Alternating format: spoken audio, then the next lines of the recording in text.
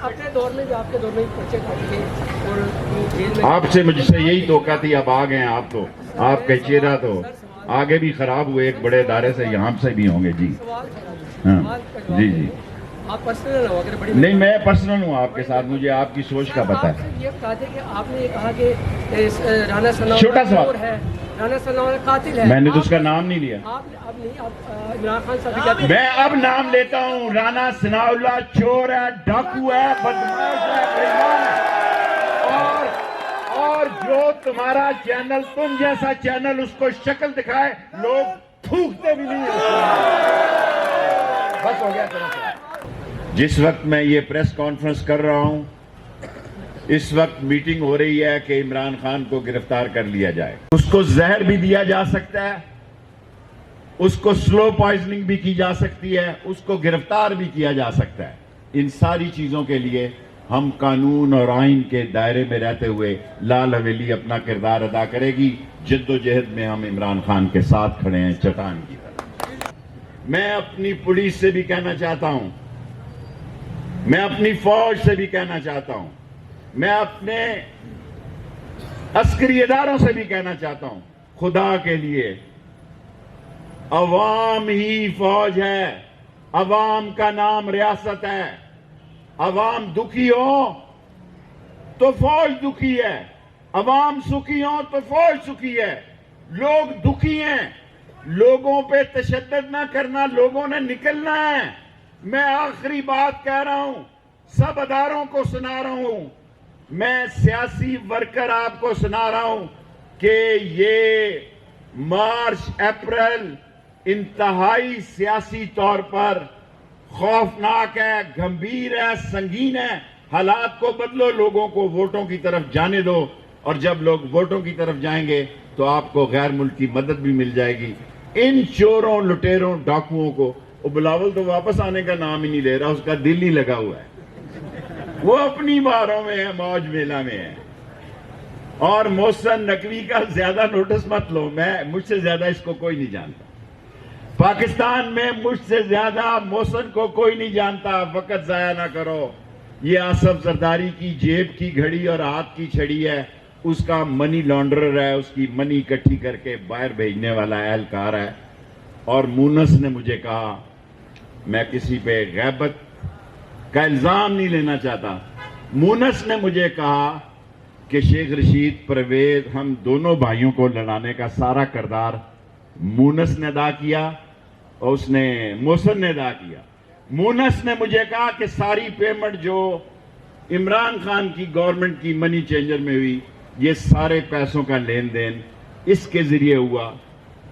مونس نے مجھے یہ کہا کہ شیخ رشید، اسے وقت سے پہلے پتا تھا کہ یہ ایسی گیم کھیلنے جا رہے ہیں، ایک ہی گیم ہے، لاسٹ میرا فکرہ سن لیں، ان کی ایک ہی سازش ہے کہ عمران خان کو مائنس کیا جائے، عمران خان کو مقبولیت کی اس معراج پر نہ رکھا جائے کہ وہ 2/3 نہ لے سکے، وہ 2/3 نہ لے۔ لیکن یاد رکھو، جو آدمی پرچی ان کے پولنگ سٹیشن سے کرائے گا وہ بھی جا کے عمران خان کو ووٹ ڈالے گا۔ میں آج لال حویلی کے نیچے اپنی عظیم افواج کو یہ کہنا چاہتا ہوں، اپنی اسٹیبلشمنٹ کو کہنا چاہتا ہوں، میں اپنی عظیم فوج کو یہ کہنا چاہتا ہوں کہ ہمارا جینا مرنا پاکستان کے ساتھ ہے، اور ہم پاکستان میں خانہ جنگی کو دیکھ رہے ہیں اور جمہوریت کو شدید خطرہ لاحق ہے۔ اور آپ اگر یہ سوچ رہے ہیں کہ اس ملک میں یہ چور، چکے، ڈاکو، یہ 13 بندوں کے تو کسی کو نام ہی نہیں پتا، کہتے ہیں ہم خرچہ کم کرنے لگے ہیں، 77 وزراء ہیں، 77، جس میں 28 کے پاس محکمہ ہی نہیں ہے۔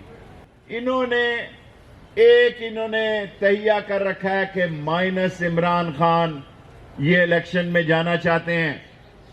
کان کھول کے سن لو، میں پاکستان کا سب سے سیاسی سینئر ورکر ہوں، میں نے باچا خان اور بگٹی کے ساتھ سیاست کی ہے، شورش کے ساتھ اور تاج پوری کے ساتھ، ختم نبوت عطا اللہ شاہ صاحب بخاری کے ساتھ کی ہے۔ میں آپ کو بتانا چاہتا ہوں، جو قدم اٹھاؤ گے آپ کے گلے پڑے گا، عمران خان مزید مضبوط اور مقبول ہو جائے گا اور قبولیت کی طرف چلا جائے گا۔ اور آج میں اعلان کرنا چاہتا ہوں، ہم آئین اور قانون کے دائرے میں رہنا چاہتے ہیں، ہم الجھاؤ اور ٹکراؤ نہیں چاہتے۔ لال حویلی کبھی نہ اسٹیبلشمنٹ سے لڑی ہے، نہ لڑے گی، نہ ہمارا ارادہ ہے، لیکن 60 سال کی سیاست میں آج بچے جوان ہو گئے ہیں، دادے ہو گئے ہیں، کئی ہمارے ساتھی مجھے نظر آ رہے ہیں۔ گرفتاریاں دینے کے لیے لال حویلی میں نام لکھوانے شروع کیے جائیں سوار کے دن سے۔ اگر آج کوئی فیصلہ ہو جائے، تمام ہمارے ساتھی پی ٹی آئی کے لوگ، عوامی مسلم لیگ کے لوگ، اور خاص طور پر وہ لوگ جو مہنگائی کے مارے ہیں، جو ڈالر کے، اور یہ کہتے ہیں کہ میں اپنی سیاسی کمائی، اور تیری کمائی کیا ہے؟ سیاسی طوائفوں کی کیا کمائی ہوتی ہے؟ شہباز شریف، تم اس پاکستان کی کرسٹائن کیلر ہو، تم وہ سیاسی طوائف ہو، 2 ووٹوں سے تم نے چلتے ہنستے کھیلتے ملک کو تباہ کیا، اب تمہاری باری ہے۔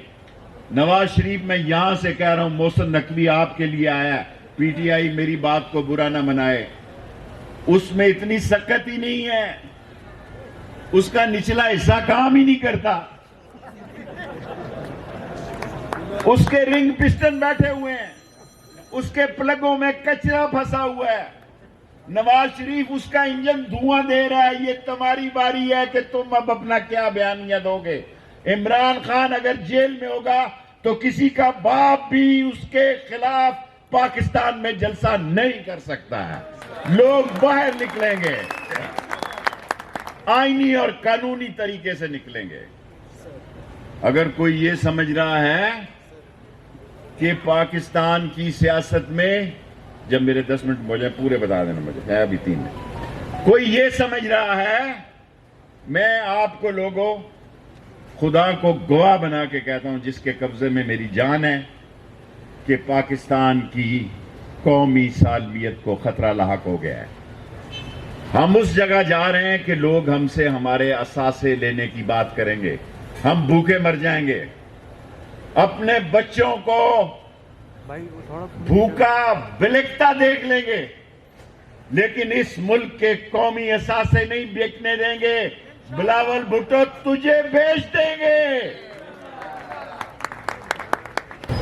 جن لوگوں نے یہ سمجھ رکھا ہے یا یہ سمجھ رکھا تھا کہ شاید ہم ڈر جائیں گے، ہم بزدل ہیں، ہم نسلی ہیں، ہم اصلی ہیں، ہم پنڈی وال ہیں، جس کے ساتھ کھڑے ہوتے ہیں چٹان کی طرح کھڑے ہوتے ہیں، اور ایک وہاں طبی لا کے بٹھا دیا ہے آصف زرداری کا بال کا بغل بچہ۔ میں ابھی جا کر جاؤں گا اور عمران خان صاحب کو گزارش کروں گا کہ اس نے ہمارا کیا بگاڑنا ہے۔ نواز شریف صاحب، میں لندن گیا، آپ کے ساتھ والے دفتر میں میں نے پریس کانفرنس کی، کیونکہ آپ تو گھر سے نکل ہی نہیں سکتے تھے، میں نے کہا آپ سن لیں، یہ آپ کے لیے لایا ہے۔ ہمیں تو 2 ووٹوں سے ہرا دیا گیا، اب پنجاب میں جو آپ کی رہی صحیح کسر ہے، یہ محسن بچپن سے میرے پاس ہے، آگے میں کچھ نہیں کہنا چاہتا، یہ آپ کا کام تمام کرنے کے لیے لائے ہیں۔